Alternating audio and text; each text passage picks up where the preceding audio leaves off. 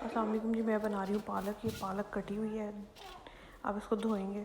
इतने इतने पोर्शन में आपने ना लेनी है, एक मुट्ठी तकरीबन आपने ले लेना। इस तरह से स्ट्रेनर ले लेना है, कोई ऐसी टोकरी ले लेनी है जिसके अंदर जो है ना वो सुराख हो। अच्छे तरीके से आपने ना पालक को धोना है। ये देखिए मैं आपके सामने धो रही हूँ। इतने इतने पोर्शंस लेके ना इसको आपने काफ़ी टाइम लगाना है धोने में, क्योंकि अगर पालक सही तरह धुली नहीं होगी ना, इसमें मट्टी रेत कोई चीज़ आएगी ना, तो खाने का मज़ा ख़राब हो जाएगा। एक तो आप इतनी मेहनत करेंगे और उसके बाद जो है ना वो खाई भी नहीं जाएगी, कोई फ़ायदा नहीं है।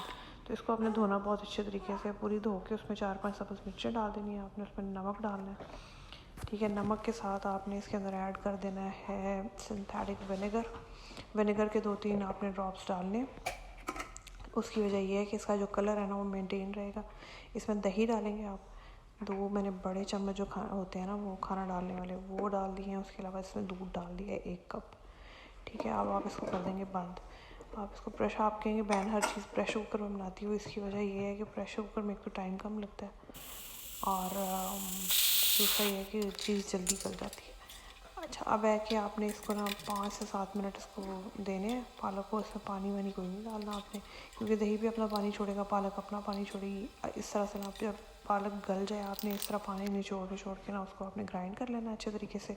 देखें इसका कलर ग्रीन का ग्रीन है, अदरवाइज़ जो होती है ना पालक वो हो जाती काली कई लोगों से। इसको आपने फ्रीज़ करके रखना नहीं है, मैं रिकमेंड नहीं करती फ्रीज़ की हुई चीज़ें, क्योंकि ना मज़ा नहीं आता यार। और उसका एक तो है ना वो कलर भी वही नहीं रहता।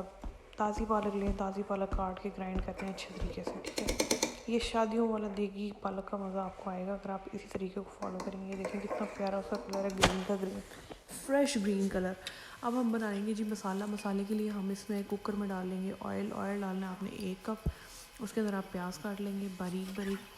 प्याज को अच्छे तरीके से फ्राई करेंगे, काला नहीं करना आपने प्याज को।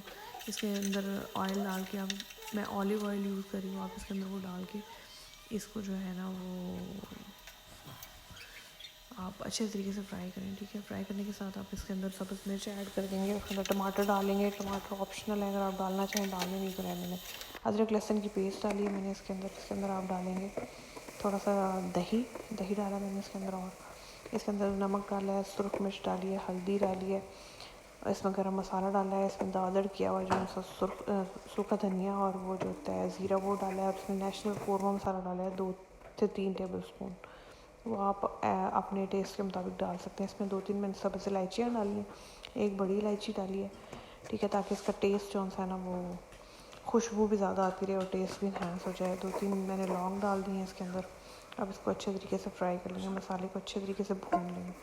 भूनने के बाद हम इसके अंदर डालेंगे पानी डालने के बाद हम इसके अंदर डालेंगे चिकन, मटन या बीफ, जिसमें भी आपने बनानी हो।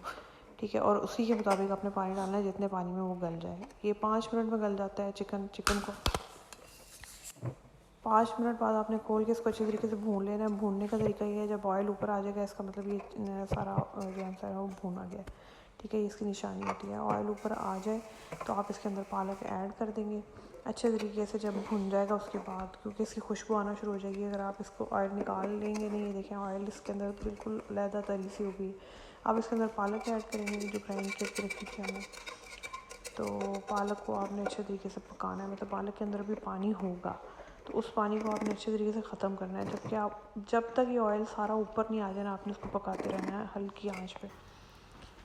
ये देखें, अब मेरे पास ना ये मेरा टाइम लगा है कुछ 10 से 12 मिनट लगे हैं, जिसमें ऑयल ही सारा ऊपर आ गया। आप देख रहे हैं पानी इसका ख़त्म हो गया और ऑयल ऊपर आ गया। मैंने इसको डिश आउट किया है, देखें कितना प्यारा। इसका टेस्ट बहुत ही अच्छा है।